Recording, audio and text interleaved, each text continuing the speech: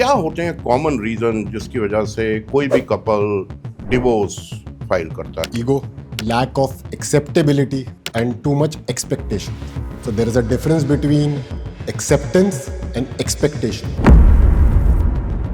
कभी कोई ऐसा वियर्ड सा रीजन हुआ हो? सिंदूर नहीं लगाती, that is the reason. कितने केसेस ऐसे हैं जिसमें एलिमनी ही फैक्टर है? 9 out of 10 cases are purely about the money. Live in relationship में है, आपसी मतभेद हुए, कोर्ट में क्रिमिनल केस डाल दिया अगेंस्ट ईच अदर कि जी कोई इंटीमेसी वो नहीं था, कोई एग्रीमेंट नहीं था, ये तो फिजिकल रेप है। उसके अंदर एक जो लीगल पॉइंट निकल के आता है कि अगर आप किसी के साथ कोई फिजिकल रिलेशनशिप डेवलप कर रहे हो under the pretext of marriage और false promise of marriage, then that can be considered as rape. क्योंकि रेप की डेफिनेशन क्या है कि बिना कंसेंट के आप किसी के साथ फिजिकली उसको यूज कर रहे हो।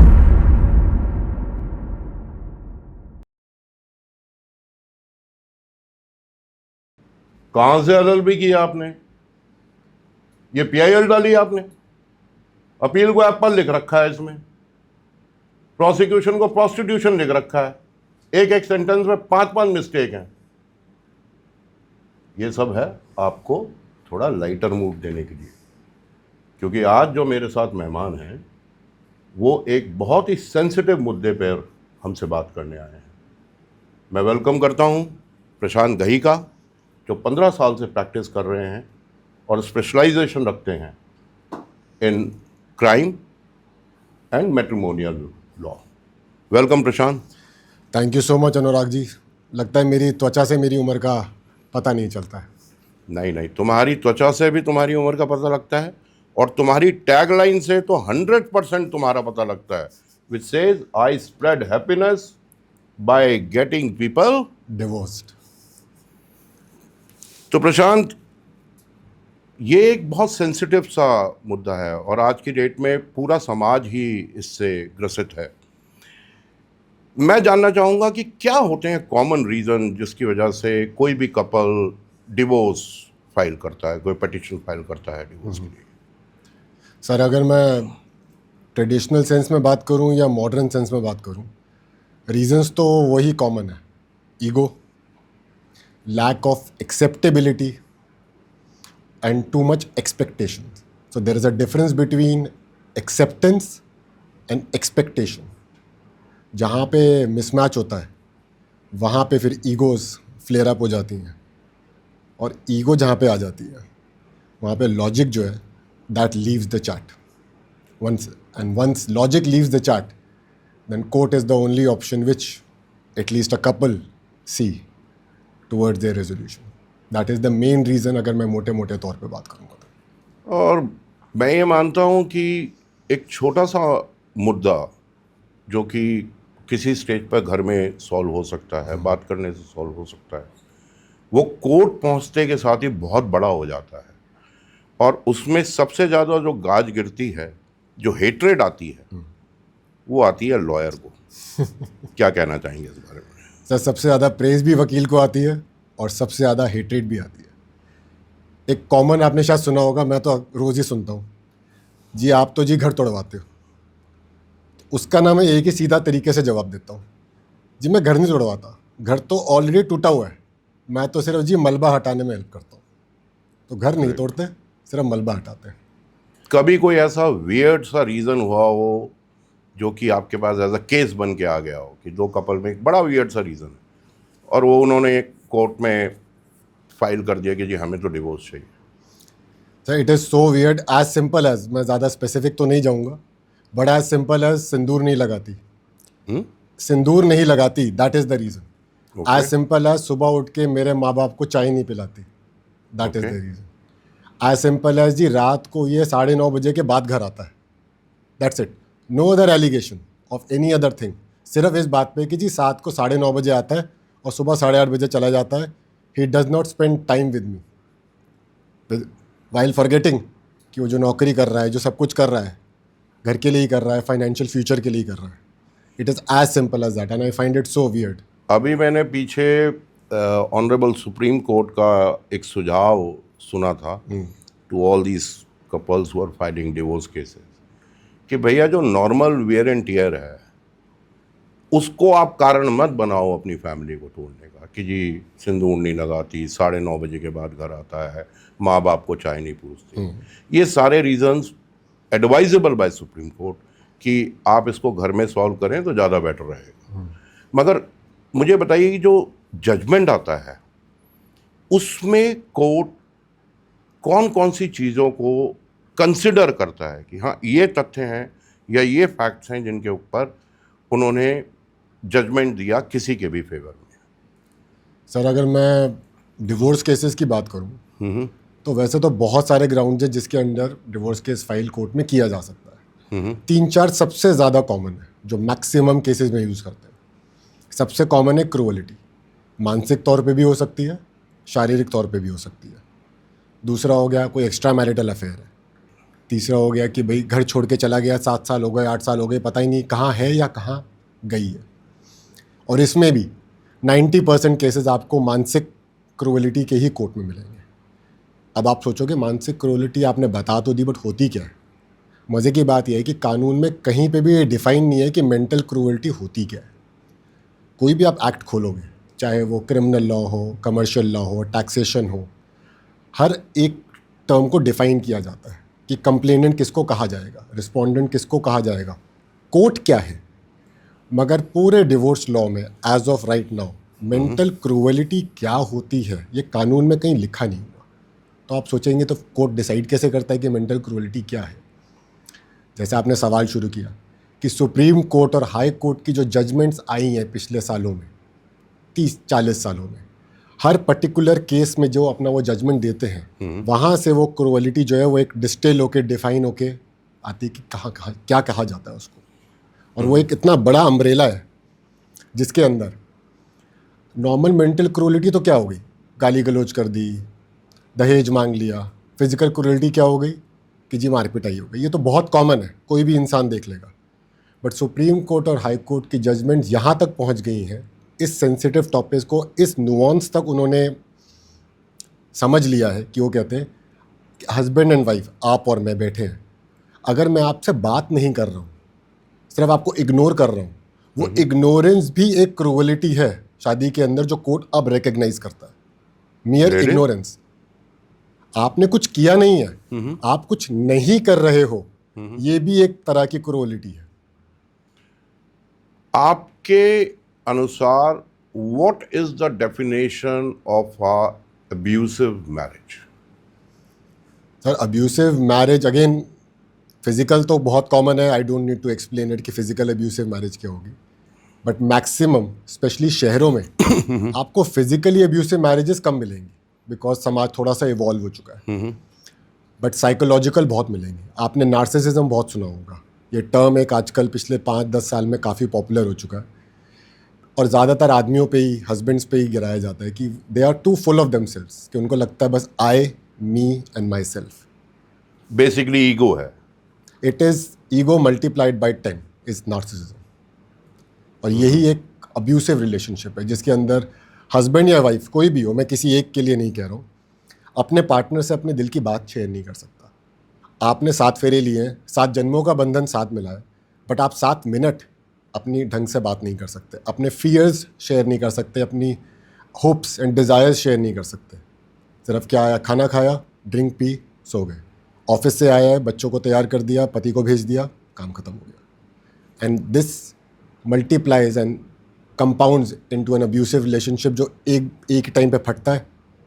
उसमें रिश्तेदार और आते हैं, थोड़ा सा घी डालते हैं, एंड जो आपने सवाल बिल्कुल शुरू में किया था, the matter ends up in court, that is what it is. नहीं, मैं और थोड़ा गहराई से जानना चाहूँगा कि कौन से ऐसे वियर्ड से रीजंस हैं।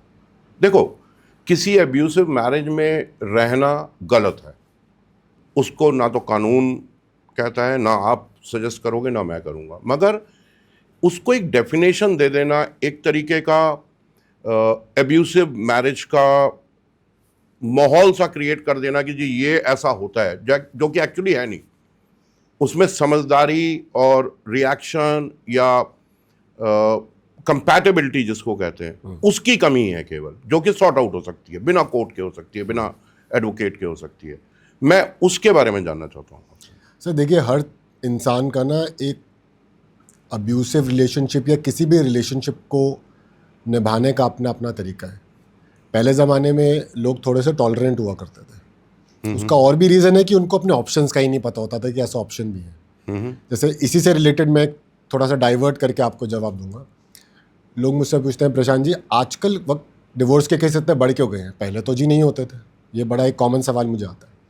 इसके भी दो तरीके के आंसर हैं।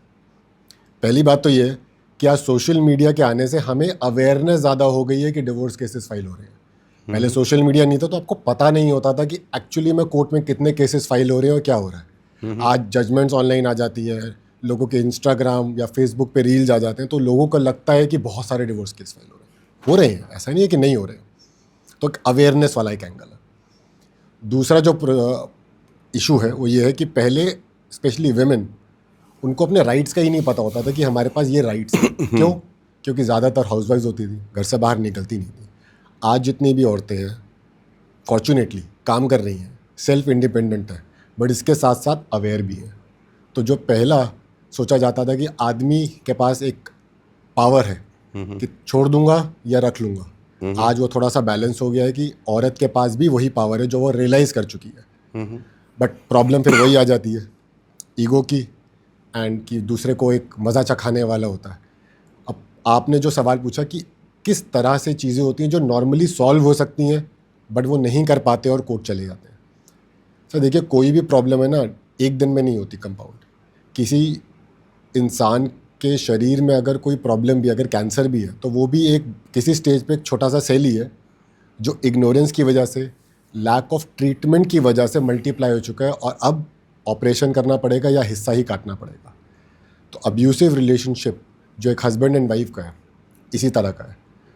शादी से पहले रिलेशनशिप एक अलग होता है और शादी के बाद रिलेशनशिप अलग होता है। अगेन इसको मैं समझाना चाहूँगा इस तरीके से। मेरे पास कुछ कपल्स आए हैं, काफ़ी कपल्स आए हैं जो कहते हैं जी हम तो जी 6-7 साल से रिलेशनशिप में थे and then we got married, और शादी के जी 1 साल के अंदर ही प्रॉब्लम्स चालू हो गई। तो मैं उनसे पूछता हूँ, जब 7 साल तुम साथ में थे तब इस तरह की कोई प्रॉब्लम नहीं है और शादी होते ही 1 साल के अंदर कैसे आ गई? And they are not able to explain it कि ऐसा क्या हो गया। वो कहते जी बदल गया या बदल गई। रीज़न सर यही होता है। किस किस तरीके के बदलाव मेंशन करते हैं? जैसे कि पहले तो जी बहुत प्यार से ट्रीट करता था, डिनर पे लेके जाता था, या मेरे घर आती थी तो बहुत रिस्पेक्टफुली बात करती थी। पैसों को लेके हमारी कभी कोई ऐसी डिस्कशन नहीं होती थी। बट शादी होते ही हस्बैंड का भी थोड़ा रवैया चेंज हो जाता है, क्योंकि अब वो बॉयफ्रेंड नहीं है, अब वो हस्बैंड बन चुका है।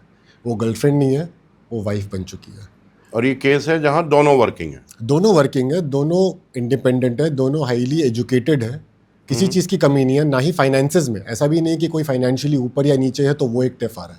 It is just a psychological thing which creates that. और वो जैसे मैंने कैंसर वाला एग्जांपल दिया था, initially it starts with disrespecting each other, not treating each other with respect. आप दूसरे के मोटिव पे ना हमेशा नेगेटिव ढूंढते हो। अच्छा, अगर आज लेट आया तो कहीं पे दोस्तों के साथ मज़े कर रहा होगा, या अगर वाइफ वर्किंग है, अगर ओवर टाइम करने लगा तो आदमी का दिमाग ना थोड़ा सा ज़्यादा दौड़ता है कि ऐसा कौन सा काम है जो ओवर टाइम करना पड़ रहा है। तो ये जो लैक ऑफ ट्रस्ट है, लैक ऑफ रिस्पेक्ट है, ये धीरे धीरे कंपाउंड होती है। और धीरे धीरे क्या होता है, डिस्टेंस बढ़ता जाता है, कम्युनिकेशन में भी और फिजिकलिटी में भी। मैंने बहुत केसेस में देखा है कि जी हम 4-5 साल से एक ही घर में रहते हैं बट अलग अलग कमरों में रहते हैं, अलग अलग कमरों में सोते हैं। और धीरे धीरे, और वो जब हद से ज़्यादा पार हो जाता है तब वो एक डिसाइड करते हैं। क्यों डिसाइड करते हैं?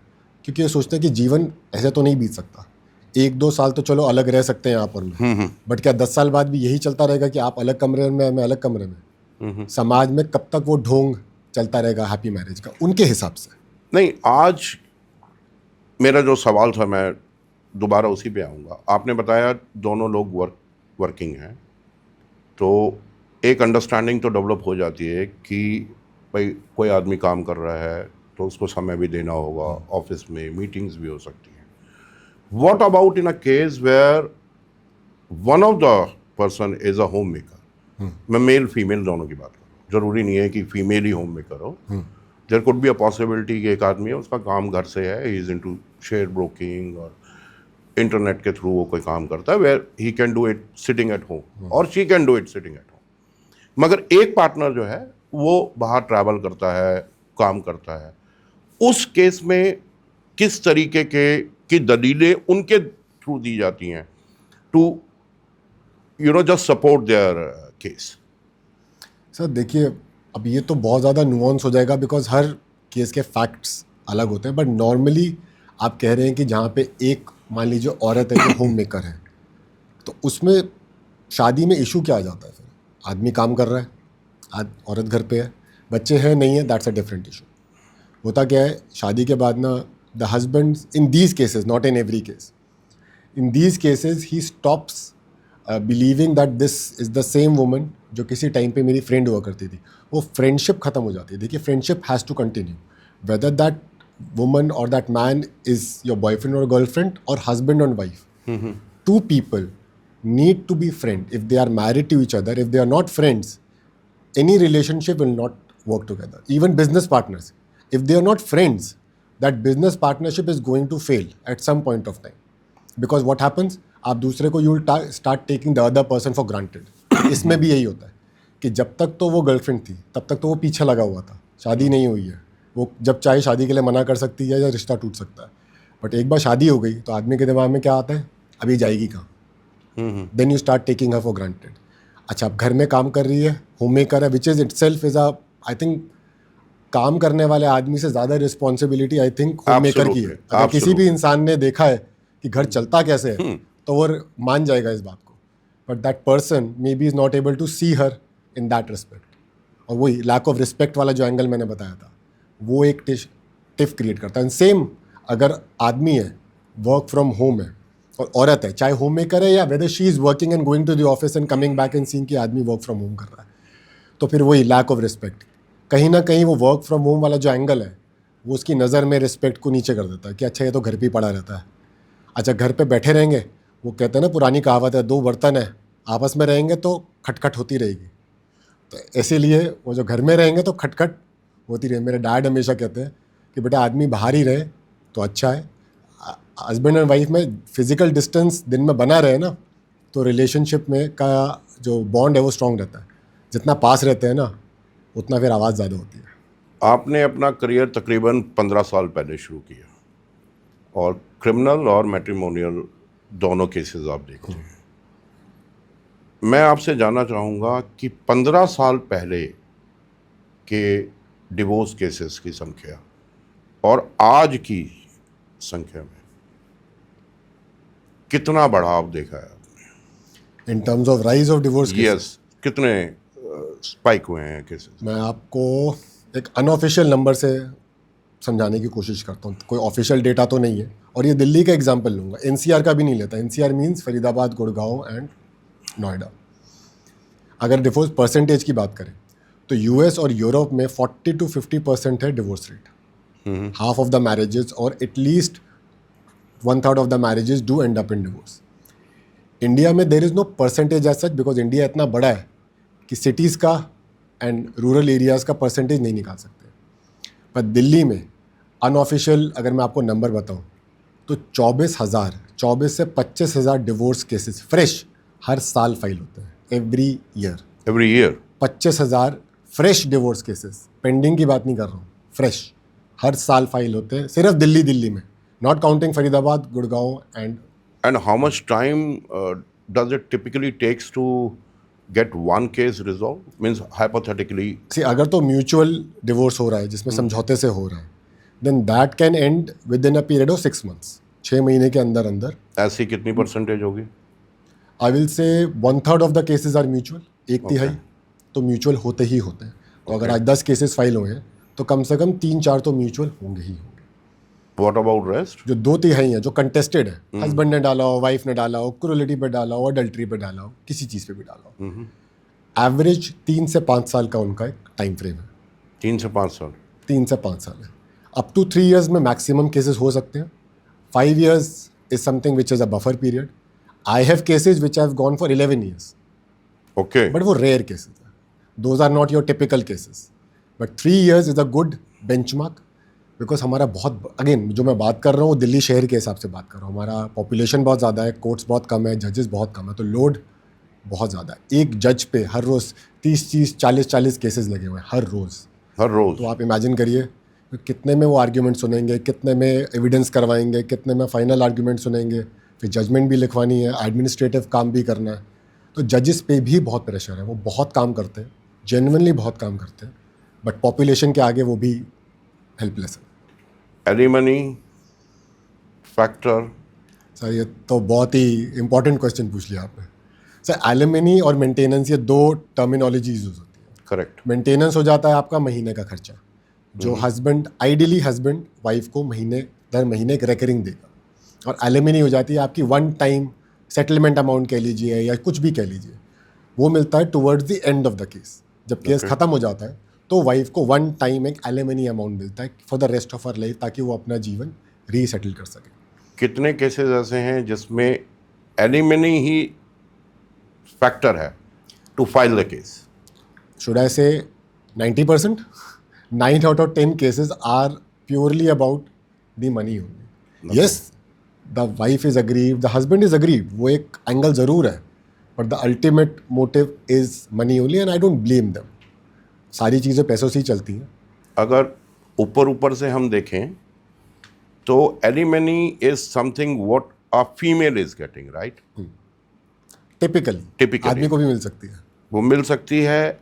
आई think section 24 of Hindu marriage act. Yes.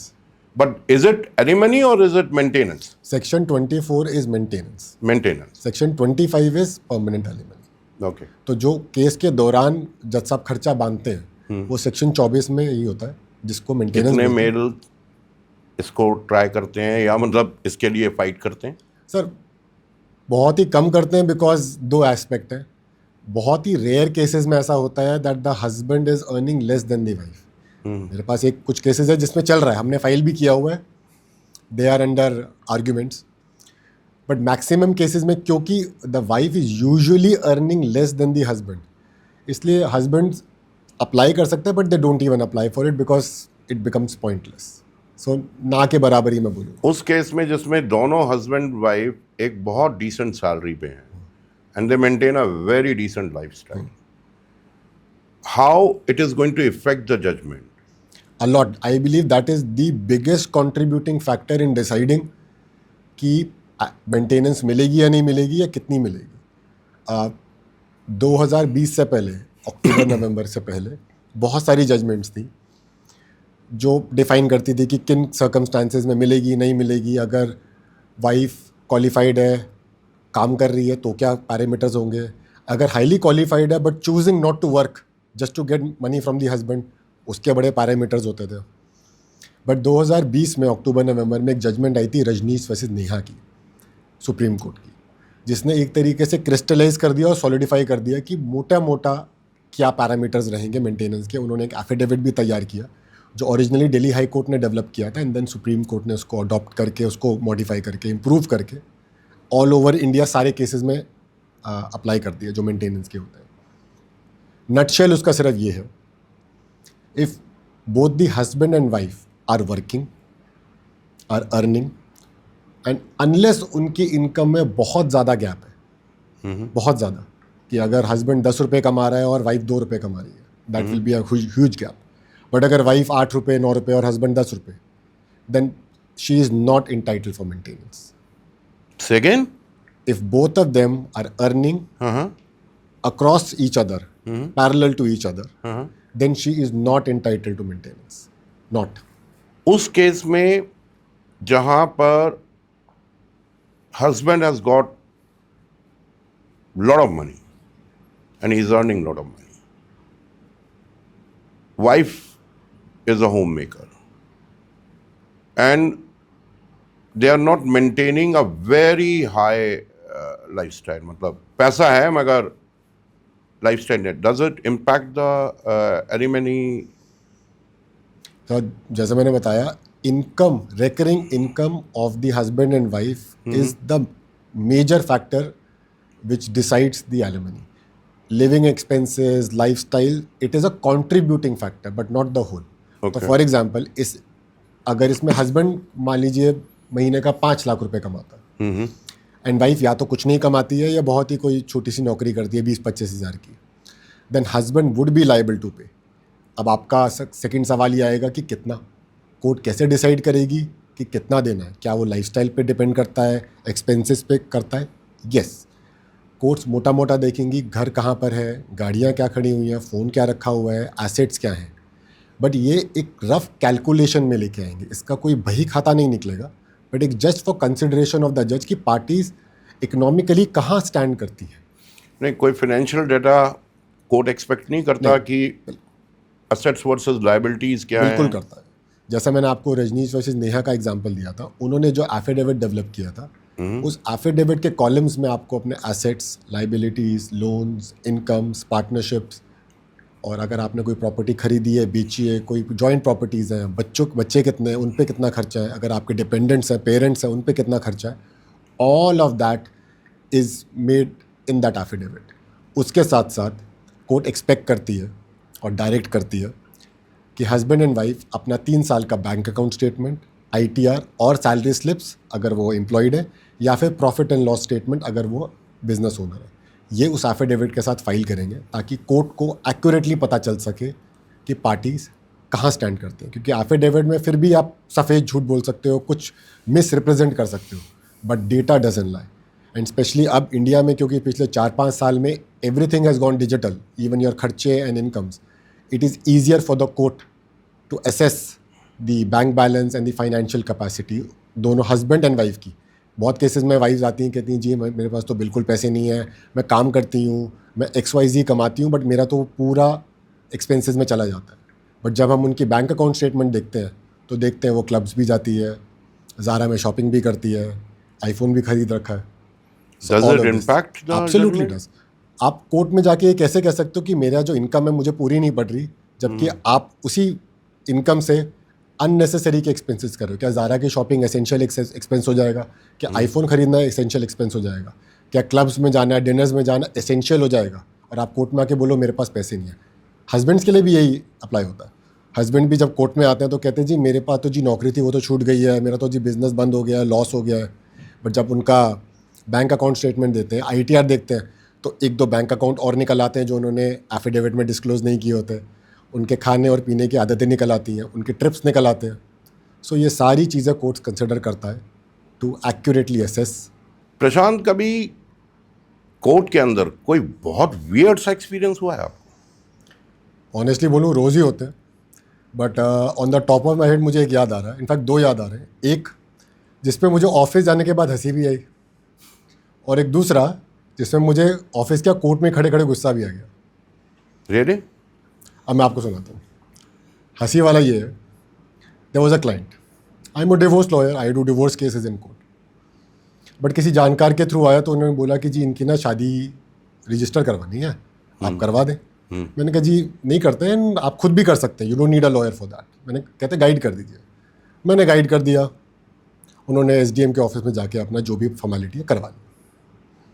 1-1.5 साल बाद उस इंसान का फ़ोन आता है, प्रशांत जी आपसे मीटिंग करनी है। मिलने आया तो पता चला जी नौबत तलाक तक पहुंच गई 1.5 साल के अंदर ही। थोड़ा सा गाइड करने की कोशिश करी, थोड़ा समझाया, 2-4 महीने निकले, बट अल्टीमेटली हमें डिवोर्स का केस डालना पड़ा। फॉर्चुनेटली डिवोर्स का केस डालते ही वो थोड़ा मामला सेटल हो गया और वो समझौते वाले तलाक की तरफ चला गया, तो कम से कम पार्टीज़ का टाइम बच गया। तो उसका डिवोर्स मैंने करा दिया म्यूचुअल। 1-1.5 साल बीत गया, उसका फिर फ़ोन आया, कहता सर आपसे मिलना है। आके बैठा, कहते जी मैं US गया था, वहाँ पे मेरे को एक लड़की पसंद आ गई है, अब हम दिल्ली में फिर से सेटल हो गए हैं, शादी रजिस्टर करवानी है, हेल्प कर दीजिए। मैंने उसको फिर गाइड कर दिया, उसने फिर जाके शादी रजिस्टर करा ली। कहता सर अब हम कनाडा में सेटल हो रहे हैं, थैंक यू सो मच। मिठाई का डब्बा दिया उसने और कनाडा चला गया। 2 साल के बाद फिर वापस आता है, कहता सर आपसे मीटिंग करनी है। और जब आया कहता सर फिर से प्रॉब्लम हो गई, फिर से तलाक कराना है। फिर उसका दोबारा से म्यूचुअल तलाक कराए। तो एक ही क्लाइंट है जिसकी 2 बार शादी और 2 बार तलाक कराना पड़ा। और मज़े की बात है उसका नाम भी प्रशांति था। हमारे प्रोफेशन में रिपीट क्लाइंट्स नहीं होते, but that is the only repeat client that I have. अब मैं आपको बताता हूँ जो मुझे कोर्ट क्या जज के सामने ही थोड़ा सा गुस्सा आ गया था। गुड़गांव में एक म्यूचुअल तलाक कर रहे थे। अब म्यूचुअल तलाक इज़ रिलेटिवली सिंपल है, दोनों पार्टीज़ की तरफ से वकील पेश हो जाते हैं, जजेस अपनी तरफ से कोशिश करते हैं रिकनसाइल हो जाए, बट अगर पार्टीज एग्री कर रहे हैं तो जजेस नॉर्मली ग्रांट कर देते हैं, कोई ऐसी प्रॉब्लम नहीं है।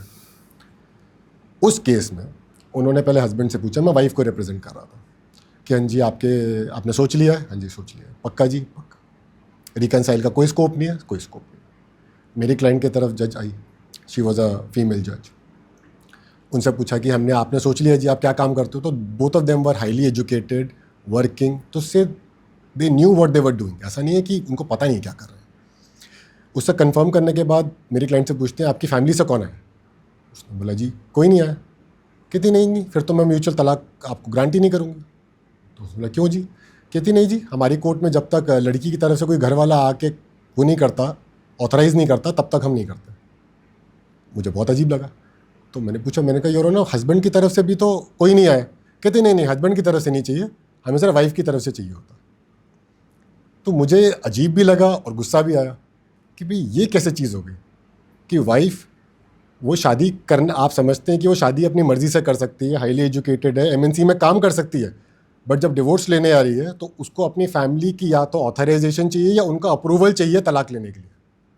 ये मुझे बहुत वियर्ड लगा और बहुत गुस्सा नहीं, आपको नहीं लगता कि एक हद तक ये थोड़ा सा बाइस्ड होता है कि मेल ही हमेशा कल्प्रेट माना जाता है, कि तलाक के जो कारण बने हैं वो मेल की तरफ से ज़्यादा है? सर ऐसा ना परसेप्शन है, बट अगर आप मेरी बात माने, क्योंकि मैं वाइफ्स को भी रिप्रेजेंट करता हूँ और हस्बैंड को भी करता हूँ, एक्चुअली में तो 50-50 है। बट आपको पता है हस्बैंड्स के लिए ज़्यादा परसेप्शन क्यों बन जाता है? क्योंकि वाइफ्स के अगेंस्ट ना एफआईआर नहीं हो सकती, एफआईआर सिर्फ हस्बैंड्स के अगेंस्ट हो सकती है। ऐसा क्यों? सर कानून में कोई सेक्शन ही नहीं है। आपने 498A सुना होगा, पढ़ा होगा, जो हस्बैंड और उनके रिलेटिव्स के अगेंस्ट लगता है, बट वाइफ के लिए कोई सेक्शन नहीं है, कोई 498B नहीं है।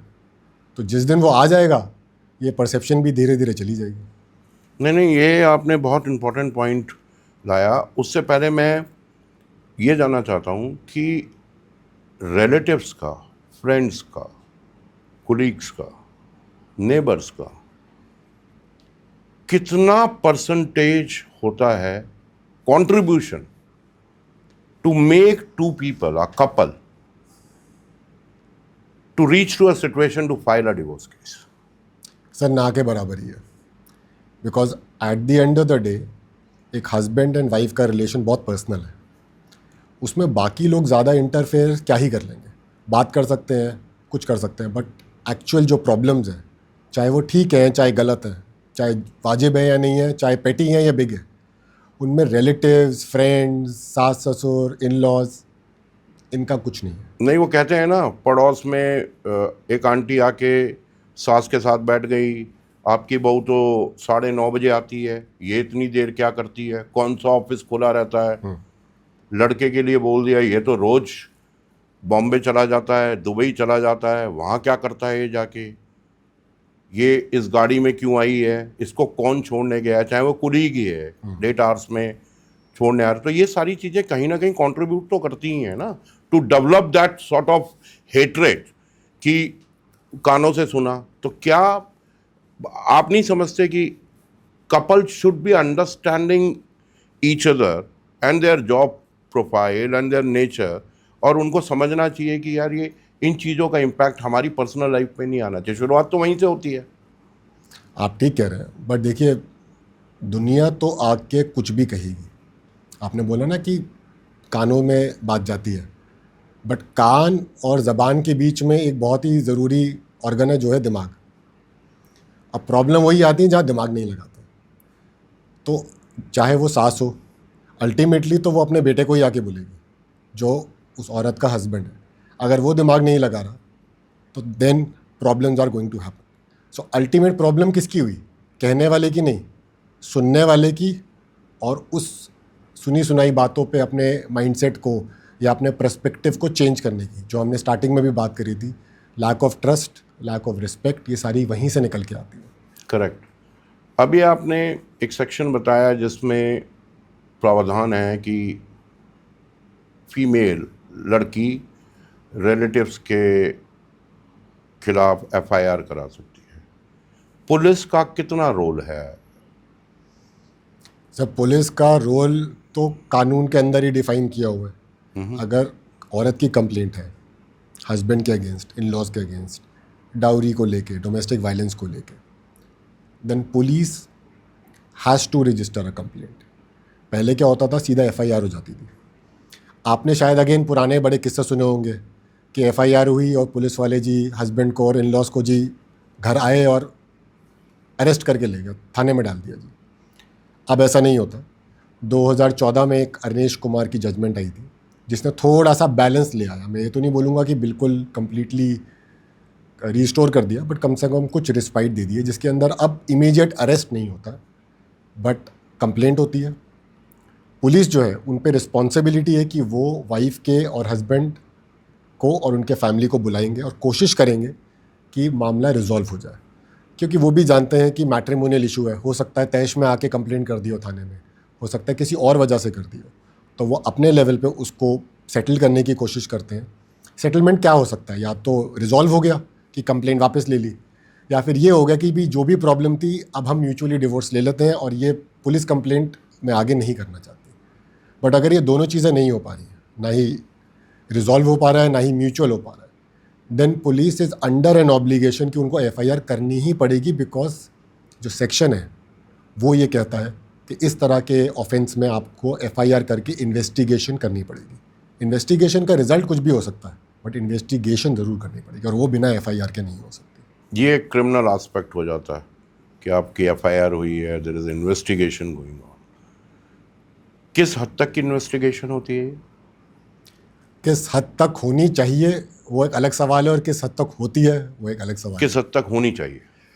सर, किस हद तक होनी चाहिए तो क्रिमिनल जूरिस्प्रूडेंस भी कहता है और कॉमन सेंस भी ये कहती है कि जो लड़की के एलिगेशंस हैं उसको बहुत ही न्यूट्रल तरीके से देखा जाए, उससे सारे एविडेंसेस मंगवाए जाएं जो मंगवाए भी जाते हैं, और अगर उन एविडेंसेस को देख के और उन एलिगेशंस को देख के लगता है कि कोई केस नहीं बन पा रहा है, तो वो एफआईआर आगे जाके क्लोजर रिपोर्ट में तब्दील हो जानी चाहिए। पुलिस के पास दो ऑप्शन है एफआईआर होने के बाद। या तो वो चार्जशीट फाइल कर सकते हैं, जो आपने सुना होगा, चार्जशीट को हिंदी में चालान भी कहते हैं, जिसका मतलब ये है कि हमने इन्वेस्टिगेशन करी, हमें कुछ तथ्य मिले हैं, अब वो मैजिस्ट्रेट को बोल रहे हैं ये केस आप अपनी कोर्ट में चलाइए और तय करिए कि दोषी है या नहीं है, हमारे हिसाब से फलाने सेक्शंस में केस बनता है। दूसरा ऑप्शन ये है कि उन्होंने इन्वेस्टिगेट किया, देखा कि ना कंप्लेंट में कोई दम है और ना ही कोई औरत के पास कोई सपोर्टिंग डॉक्यूमेंट्स हैं जो उसको कहीं ना कहीं सब इस्टेब्लिश कर सके, तो वो एक क्लोजर रिपोर्ट फाइल कर सकते हैं कि जी एफआईआर हुई, हमने तफ्तीश करी, बट हमें कोई तथ्य कुछ नहीं मिला, तो अब हम ये केस क्लोज कर रहे हैं, जज साहब अब आप देख लीजिए इसका कैसे आप आगे बढ़ाना चाहते हैं। ये तो बात हुई कि हस्बैंड वाइफ के बीच में डिफरेंसेस हैं, बात पुलिस तक पहुंच गई, एफआईआर हो गई, कोर्ट में केस रजिस्टर हो गया डिवोर्स के लिए। इसका जो और डर्टी एंगल है कि डिफरेंसेस हैं मगर वो डिस्कस नहीं हो रहे, आर्ग्यूमेंट नहीं हो। अभी एक पीछे केस आया था जिसमें husband wife newly married honeymoon के लिए गए हैं और वहाँ जाके उसका कत्ल कर दिया। Typically a criminal case where somebody has been murdered. ऐसे केसेस भी कभी आपके उसमें आते हैं?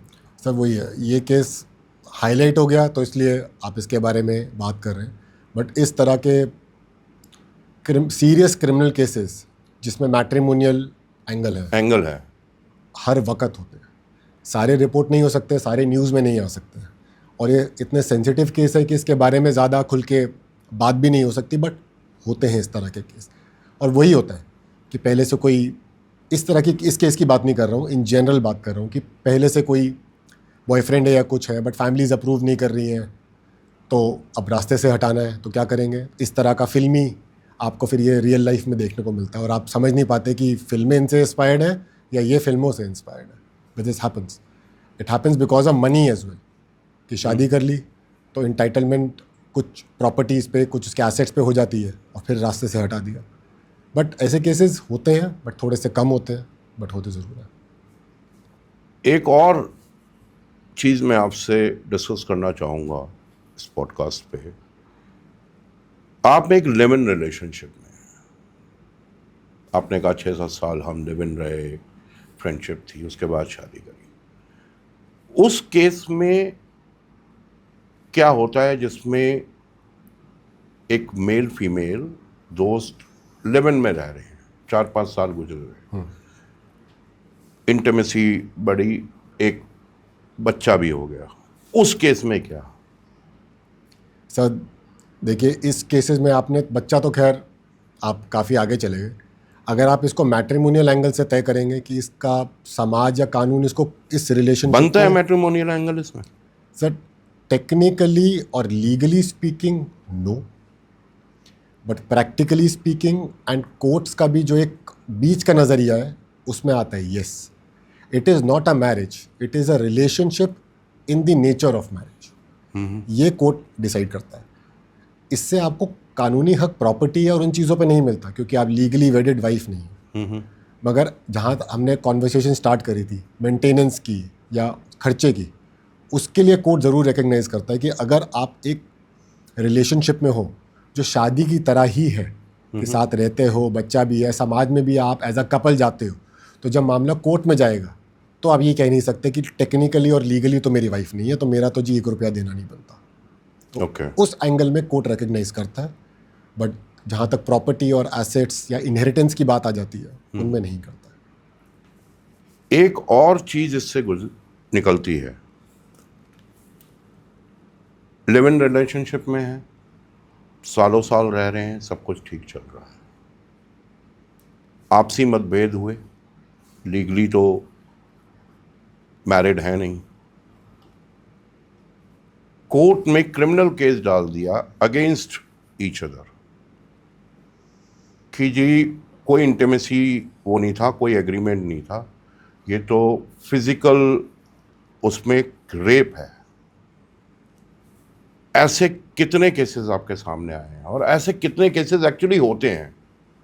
सर होते तो बहुत सारे हैं, और हमारे सामने अक्सर जहाँ पर रेप वाले सेक्शंस लग जाते हैं, हाफ ऑफ द केसेस और more than half of the cases are due to this only कि कंसेंचुअल रिलेशनशिप था, प्रॉमिस ऑफ मैरिज या तो था या नहीं था, अब ब्रेकअप हो चुका है किसी भी वजह से, गलती चाहे किसी की भी हो, बट क्योंकि कानून सिर्फ एक के लिए ही है, आदमी तो रेप का नहीं लगा सकता। आदमी के साथ आज रेप हो जाए तो उसके पास कोई सेक्शन नहीं है कि वो थाने में जाके अपनी FIR करवा सके। जैसे 498A है, वैसे ही आदमी के लिए रेप का भी कोई सेक्शन नहीं है, पर औरत के लिए है। आपने सोचोगे आप रेप का कैसे लग सकता है, कंसेंचुअल रिलेशनशिप था तो रेप का कैसे लग गया? सर उसके अंदर एक जो लीगल पॉइंट निकल के आता है कि अगर आप किसी के साथ कोई फिजिकल रिलेशनशिप डेवलप कर रहे हो under the pretext of marriage और false promise of marriage, then that can be considered as rape. क्योंकि रेप की डेफिनेशन क्या है कि बिना कंसेंट के आप किसी के साथ फिजिकली उसको यूज़ कर रहे हो। अब इसके अंदर आप बोलोगे कंसेंचुअल था, तो कंसेंट तो थी, बट कंसेंट कैसे ऑब्टेन करी गई? फ्रॉड के साथ, झूठ बोल के। तो वो कंसेंट जो ली गई वो लीगली वैलिड नहीं है। जैसे प्रॉपर्टी के केसेस में आपने पिक्चरों में भी देखा होगा कि झूठ बोल के कागजात पे साइन करा लिए, कागजात पे साइन करा लिए, बट क्योंकि वो कागजात पे साइन झूठ बोल के कराए गए तो वो इनवैलिड हो जाता है। वैसे ही ये भी जो सेक्सुअल इंटरकोर्स कपल के बीच में हुआ, क्योंकि कंसेंट मिसरिप्रेजेंटेशन से दी गई है, इसलिए वो कंसेंट नहीं मानी जाती, हेंस वो रेप की कैटेगरी में आ जाता है। बट मोटिव एक अलग सवाल हो जाता है कि मोटिव इज़ जस्ट रंजिश, just revenge. How can you leave me, how can you do this to me, we have invested so much time in this relationship, how can you marry somebody else now? That is the motive. रंजिश से याद आया, आप murder cases भी handle करते हैं, कितनी मर्तबा आपके सामने ऐसा केस आया जिसमें सालों की यारी दुश्मनी में कन्वर्ट हो गई और एक इंसान अपनी जान से गया? काफ़ी केसेस हैं जिसमें या तो वो बिजनेस पार्टनर्स थे या फिर दोस्त थे, यंग लड़के थे, दोस्त थे, बहुत सालों से आसपास भी रहते हैं, कई बार सेम गांव के होते हैं, सेम शहर के होते हैं, सेम लोकेलिटी के होते हैं, कॉलेज साथ गए हैं, सब कुछ है। बट जिस तरह से हर रिलेशनशिप में पैसा जो है वो आके एक स्पॉइल कर देता है, चाहे वो मैट्रिमोनियली क्यों ना हो, चाहे वो क्रिमिनली क्यों ना हो। तो बहुत केसेस में हमने देखा है कि मनी और प्रॉपर्टी दोनों में से कोई भी एक चीज़ है जिसके रिगार्डिंग वो दोस्ती जो है वो बहुत जल्दी दुश्मनी में बदल जाती है, बहुत जल्दी एक हेट्रेड वाले रिलेशनशिप में बदल जाती है, जिसमें फॉर सम रीज़न उनको लगता है कि the only solution is to remove that person, उस आदमी को ही पूरा धरती से निकाल दिया जाए तो वो प्रॉब्लम सॉल्व हो जाएगी। कोई ऐसा केस कभी आपके समक्ष आया? काफ़ी हैं सर, बहुत केसेस हैं जो ऐसे चल रहे हैं जिसके अंदर फ्रेंड्स हैं, बहाने से बुलाए कि चलो आज पार्टी करते हैं, आज यहाँ मिलते हैं, मैं सेलिब्रेट कर रहा हूँ, कुछ है वहाँ पे अल्कोहल पिलाई ताकि वो थोड़ा सा डिसबैलेंस हो जाए, अपने होश खो सके, उसको कहीं सिक्योरिटेड जगह में ले गए किसी भी ऑब्जेक्ट के साथ या धक्का दे के या किसी पत्थर से किसी भी चीज़ से उसका मर्डर कर दिया जाता है। बॉडी कई बार वहीं छोड़ दी जाती है, कई बार डिस्पोज ऑफ कर दी जाती है। मैं ज़्यादा डिटेल में तो नहीं बताऊंगा कि कैसे करी जाती है, बट बहुत गलत तरीके से उस चीज़ को छुपाने की कोशिश करते हैं, चाहे गाड़ के हो, चाहे जला के हो, चाहे तालाब में फेंक कर हो, और फिर एविडेंस तो निकल ही आता है। पुलिस इन्वेस्टिगेशन करना चाहे तो ज़रूर करती है और अच्छे से करती है, और वो कहीं ना कहीं मामला सामने आ जाता है और मामला कोर्ट में चला जाता है। कोई आपके केस की ऐसी जजमेंट जिसमें जजमेंट तो आपके फेवर में गई, आपके क्लाइंट के फेवर में गई, मगर प्रशांत गई को रात को नींद नहीं आई? अभी तक तो ऐसा हुआ नहीं है। I tell you why. बात सही या गलत की नहीं है, बात इसकी भी नहीं है कि अक्यूज़ ने वो क्राइम कमिट किया है या नहीं किया, वो तो वही जानता है, उसके अलावा कोई नहीं जानता। या तो वो या फिर जो इंसान अब दुनिया में नहीं है वो, दोनों में से तीसरा कोई इंसान नहीं है। चाहे वो पुलिस हो, चाहे वो कोर्ट हो, चाहे वो अक्यूज़ड का वकील हो, चाहे कंप्लेनेंट का वकील हो, हम सिर्फ उन्हीं चीज़ों पे आर्ग्यू कर सकते हैं जो हमारे सामने है, जो पुलिस ने इन्वेस्टिगेशन करी है। तो जितने भी केसेस हम लोग करते हैं, अगर मैं अक्यूज़ को डिफेंड भी कर रहा हूँ तो वो एविडेंस के बेस पे ही कर रहा हूँ, जिसमें ऐसा लगता है कि शायद उसने ये नहीं किया या नहीं किया, ये तो जज साहब ही तय करते हैं। हमारा कम से कम पर्सपेक्टिव होता है। तो कुछ सही या गलत या कोर्ट में सच या झूठ नहीं होता, सिर्फ उन तथ्यों को प्रेजेंट करने का एक सबका अपना अपना नज़रिया होता है। वो है ना मेरा फेवरेट डायलॉग जॉली एलएलबी का, कि मेरे को पहले दिन से पता होता है कि गुनहगार कौन है, मगर मैं एविडेंस का इंतज़ार करता रहता हूँ, एविडेंस आता नहीं है और गुनहगार छूट जाता है। तो जजेस को सर पता होता है कि उनके सामने एक केस नहीं आ रहा है, उनके सामने उनकी विजडम, उनकी इंटेलिजेंस तो कोई डाउट कर ही नहीं सकता। There is a reason why they are there. Absolutely, absolutely. Prashant, आपसे बात करके बहुत मज़ा आ रहा है। मेरे क्वेश्चंस अभी भी बाकी हैं, मगर उस बीच में मैं आपसे गुजारिश करूंगा कि इस यंग जनरेशन को, चाहे वो क्रिमिनल एस्पेक्ट है या मैट्रिमोनियल एस्पेक्ट है, कुछ ऐसी सलाह दें अपने एक्सपीरियंस से कि ये घर बनाना बड़ा मुश्किल होता है, इसको तोड़ना बड़ा आसान है।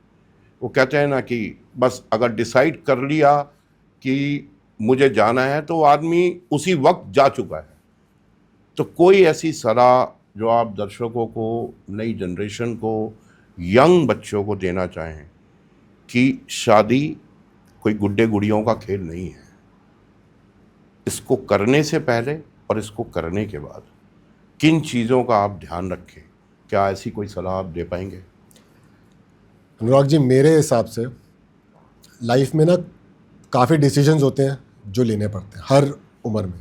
स्कूल है, कॉलेज है, क्या ग्रेजुएशन में करना है, नौकरी कहाँ करनी है, इंडिया में करनी है, इंडिया से बाहर करनी है, ठीक है, सब वैलिड है।